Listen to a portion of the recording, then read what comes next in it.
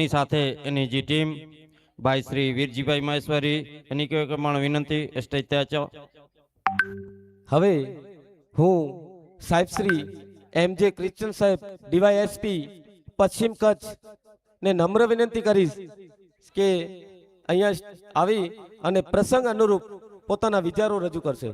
આવજો.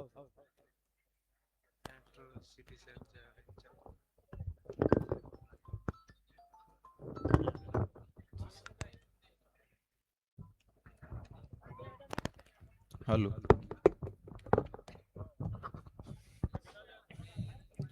જય અલગ ધણી. અખિલ કચ્છ મેઘવંશી મારું વણકર સમાજના જે આ સમૂહ લગ્ન પ્રસંગે મને અહીંયા આવવા મળ્યું એને માટે હું સમાજના અગ્રણીઓનો આભારી છું. ખાસ કરીને રમેશભાઈ મને છેક ભુજ મને મળવા આવ્યા, આમંત્રણ આપ્યું ને કીધું કે સાહેબ આવજો, એટલે મને અહીંયા આવવાનો જે મોકો મળ્યો એના માટે હું ચોક્કસ ઋણી છું. અને ડીવાયએસપી SC/ST સેલના ડીવાયએસપી તરીકે મારી ફરજ પણ બને છે કે સમાજના આવા પ્રસંગોમાં મારે ભાગીદાર બનવું જોઈએ, હાજરી આપવી જોઈએ. જે મેઘવંશી મારું વણકર સમાજ એટલે કે રખિયા સમાજ જે કહેવાય,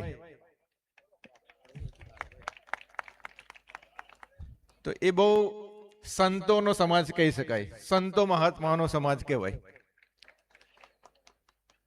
અને મને અહીંયા આવતા બહુ આનંદ એટલા માટે થયો કે જ્યારે હું આ સમાજ વિશે માહિતી મેં મેળવી તો મને એવું ના લાગ્યું કે હું કોઈ બીજા પ્રસંગમાં, કોઈના બીજાના પ્રસંગમાં જઈ રહ્યો. મને એવું લાગ્યું કે હું મારા પ્રસંગમાં, ઘરના પ્રસંગમાં આવી રહ્યો છું.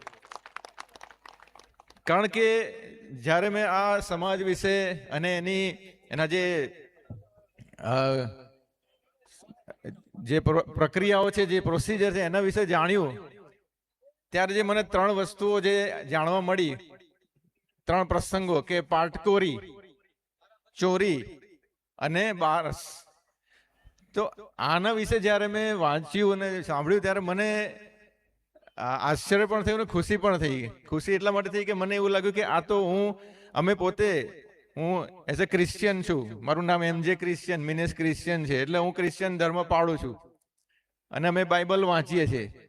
તો આજે પાટકોરી, ચોરી અને બારસના વિશે જ્યારે મેં સાંભળ્યું અને વાંચ્યું, તો પાટકોરી એમાં લખ્યું છે કે અલખ ધણી પોતે માણસનો, પરમાત્મા પોતે માણસનો અવતાર લઈને આ પૃથ્વી પર આવશે. ચોરી તો એમાં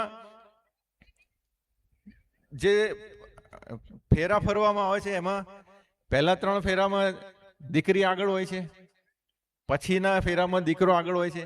મતલબ કે બંનેને માટે સમાનતાનો ભાવ છે. અને એ જ અમારા બાઇબલમાં લખ્યું છે કે જે ઈશ્વરના શિષ્ય બને છે એમાં કોઈ શેઠ નથી ને કોઈ ગુલામ નથી, બધા સમાન છે. કોઈ ઊંચ નથી ને કોઈ નીચ નથી. તો મને એટલી બધી ખુશી થઈ કે આ તો હું રોજ પ્રેક્ટિસ કરું છું, આ તો હું રોજ વાંચું છું ને આનો તો હું અમલ કરું છું. આને તો મને આજ્ઞા આપેલી છે. પછી પગ ધોવાની વાત થઈ. તો પગ ધોવાની વાત એટલે સૌથી જે નમ્રતાની જેને પરાકાષ્ઠા કહેવાય, અથવા અને પ્રેમની જે પરાકાષ્ઠા કહેવાય, કે કોઈ વ્યક્તિ સૌથી નમ્ર બને તો જ એ બીજાના પગ ધોઈ શકે. અધરવાઇઝ કોઈને ઈગો નડે કે ના હું એના પગ થોડી દઉં. અને પ્રેમ હોય, નમ્રતા અને પ્રેમ આ બંને હોય તો જ માણસ બીજાના પગ ધોવે. તો આ હું રોજ બાઇબલમાં વાંચું છું કે ઈસુ ભગવાને પોતાના ઈશ્વર હોવા છતાં પોતાના શિષ્યોના પગ ધોયા અને એ ઉદાહરણ આપ્યું, દાખલો આપ્યો કે તમે માનવની આ રીતે સેવા કરો. એટલે મને એવું સહેજ પણ ના લાગ્યું કે અહીંયા હું કોઈ બહારની જગ્યાએ આવ્યો છું. મને એવું લાગ્યું કે આ તો મારું, હું જ જે વસ્તુ શીખ્યો છું, હું જ જે વસ્તુનું પાલન કરું છું એનું જ અહીંયા પાલન થઈ રહ્યું છે. અને બારસ, તો એના વિશે મેં વાંચ્યું ત્યારે મને એ ખબર પડી કે ઈશ્વર પરમાત્મા અલગ ધણી જે છે એમણે જે ઉપદેશ આપ્યો છે એની પર માણસો જ્યારે ચાલશે ત્યારે કહે છે કે એ પોતાની સાથે એ લોકોને સ્વર્ગમાં લઈ જશે. તો આ તો અમે રોજ વાંચીએ છીએ.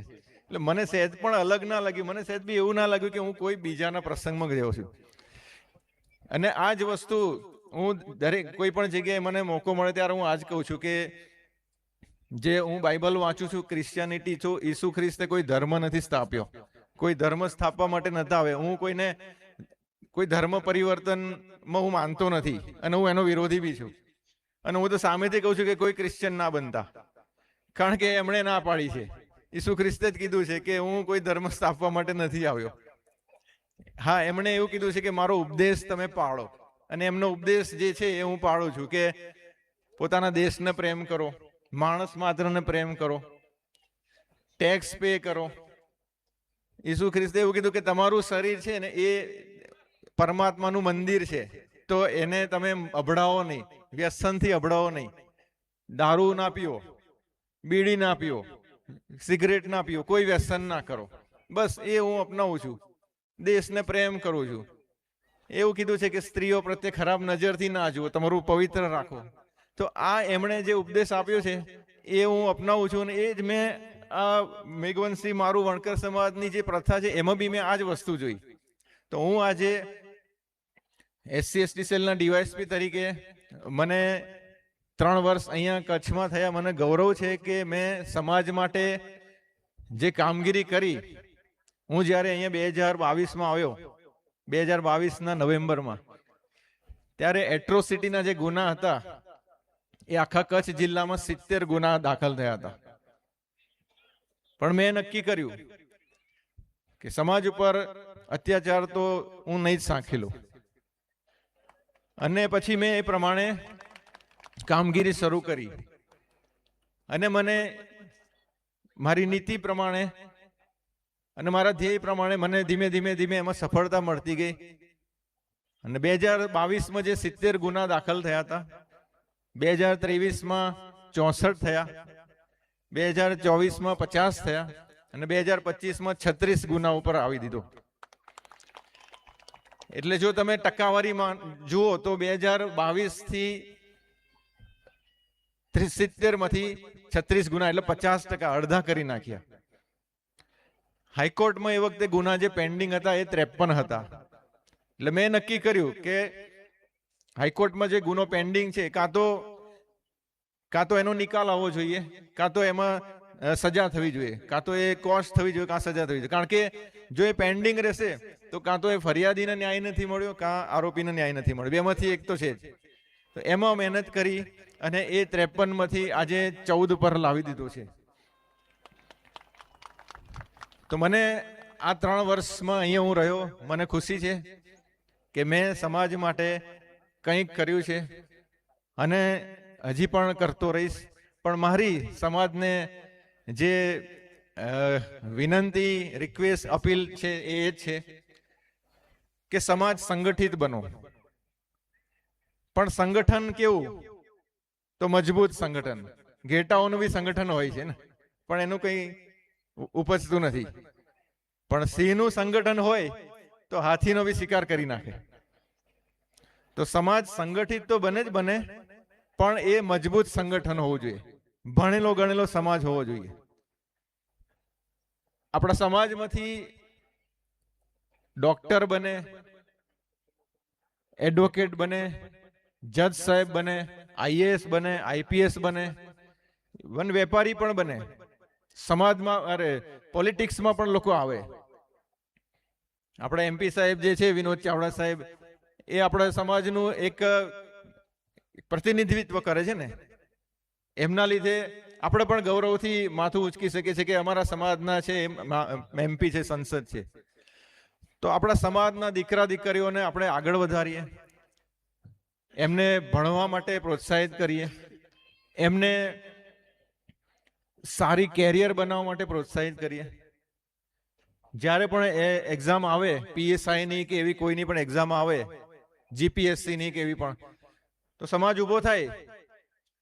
બધા સમાજ ઊભા થાય છે. તો વણકર સમાજ, મારું વણકર સમાજ પણ ઊભો થાય કે અમે અમારા દીકરાઓને દીકરીઓને ટ્રેનિંગ આપીશું, એમને અમે તાલીમ આપીશું, ઇન્ટરવ્યુની ટ્રેનિંગ આપીશું, કેવી રીતે એક્ઝામ થાય, કયા કયા વિષય હોય, કેટલું દોડવાનું હોય, શું છે ગ્રાઉન્ડ ઉપર, કેવું છે, ઇન્ટરવ્યુ સુધીની તાલીમ આપીશું. ત્યારે સમાજ સંગઠિત થશે અને બળવાન થશે. અને એ સમાજ જે સંગઠિત અને બળવાન બંને હશે અને વ્યસન મુક્ત સમાજ હશે, ખાસ કરીને દારૂ નહીં પીનારો સમાજ. કારણ કે હું પર્સનલી એવું માનું છું, મને લખનભાઈની પ્રવૃત્તિ સાથે બહુ મને ગમે છે. ઘણીવાર પોલીસની વિરુદ્ધ લખતા હોય છે, પણ તોય હું ખુશ થઉં છું એમનું વાંચીને. કારણ કે એ દારૂના બહુ વિરોધી છે અને મને એટલે બહુ ગમે છે, અને હું પોતે પણ એનો બહુ વિરોધી છું.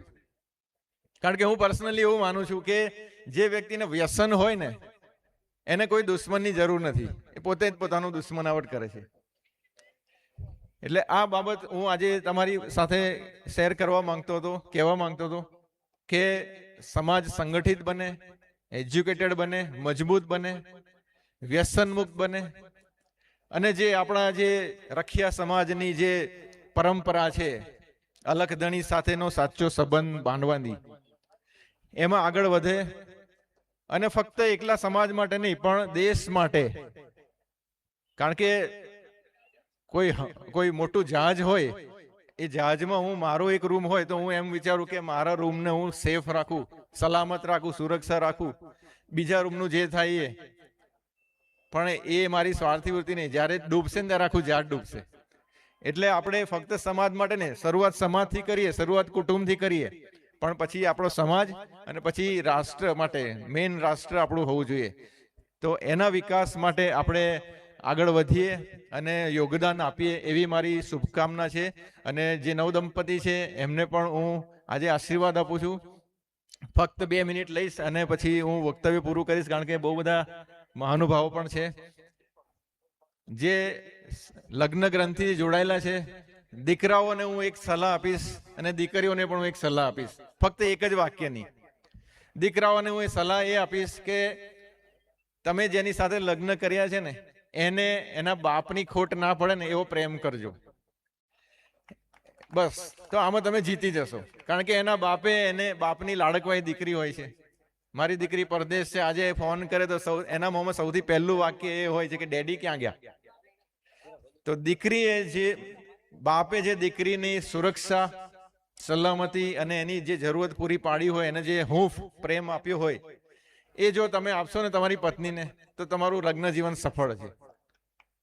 એ જ પ્રમાણે દીકરીઓને પણ હું કહીશ કે તમારા પતિને, હસબન્ડને એની માની ખોટ નહીં પડવા દો ને તો તમારું લગ્ન જીવન સફળ છે. એની માં જે એને નાનપણથી જે એને સમજતી હતી, એની સંભાળ લેતી હતી, એની કાળજી લેતી હતી, બધું જ એ જો તમે કરશો ને તો તમારું લગ્ન જીવન સફળ રહેશે. તો ફરીથી હું આ મેઘવંશી મારું વણકર સમાજનો, અગ્રણીઓનો અને મંચસ્થ મહાનુભાવોનો અને અહીંયા આવેલા દરેકનો આભાર માનું છું. રખિયા સમાજની જે પરંપરા છે એ ફરીથી યાદ કરીએ અને ફરીથી એમાં અલગધણીને પરમાત્માને પામવાની, મેળવવાની અને એમની સાથેના સંબંધમાં આગળ વધવાની આપણે પરંપરા જારી રાખીએ એવી શુભકામનાઓ હું પાઠવું છું અને નવદંપતીઓને મારા ખૂબ ખૂબ આશીર્વાદ આપું છું. Thank you.